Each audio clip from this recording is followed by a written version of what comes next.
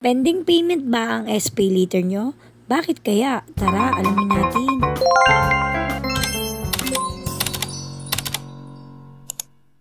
Isa rin ba kayo sa natuwa dahil na-approve na yung SPay later nyo? Meron na kayong credit limit na 1,000 or higit pa? Plus yung mga voucher para sa mga new users. Siyempre, papatagalin pa ba natin? Kaya naisipan nyo agad na umorder na kayo. Ka-order nyo is make sure nyo naman na sinelect nyo yung SPay later. Pero nung payment na is ganito yung lumabas. Payment pending. Your payment is pending for verification. Dito medyo nagtataka na kayo kasi nga meron naman kayong SPay later at meron kayong credit limit.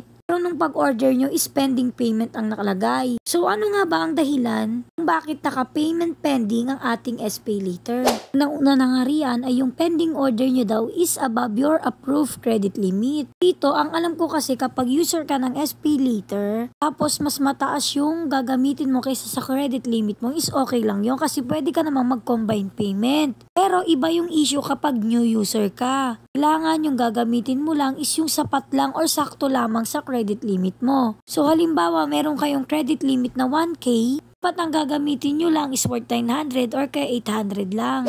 So number 2 naman is, encounter kayo ng error sa facial verification sa liveness check. So dito kapag ganitong step kasi, dapat maayos, hindi malabo at maliwanag ang pagkakakuha ninyo. Kasi itong facial verification or yung liveness check, dito kasi titignan nila maigi yung face mo. So ito tandaan ninyo, bibigyan kayo ng SPay later ng 1 oras para makapagbayad kayo gamit ang other method sa inyong order. So halimbawa na lang gamitin nyo GCash or cash on delivery. Pero kapag after 1 hour is hindi nyo pa rin siya pinapalitan or di nyo siya binayaran, automatic na siyang makakancel. So kung good news naman at hindi na-reject yung payment sa inyo, mag-aantay muna kayo kasi ng after 24 hours para malaman nyo kung approved ba or rejected yung payment ninyo sa SPay later. Hindi ko alam kung sa lahat ba ng new user lang to, pero kasi sa tingin ko ganun yung senaryo. Pero yun nga no, sana may natutunan kayo sa video na ito at pasensya na ko yung medyo pausa ko.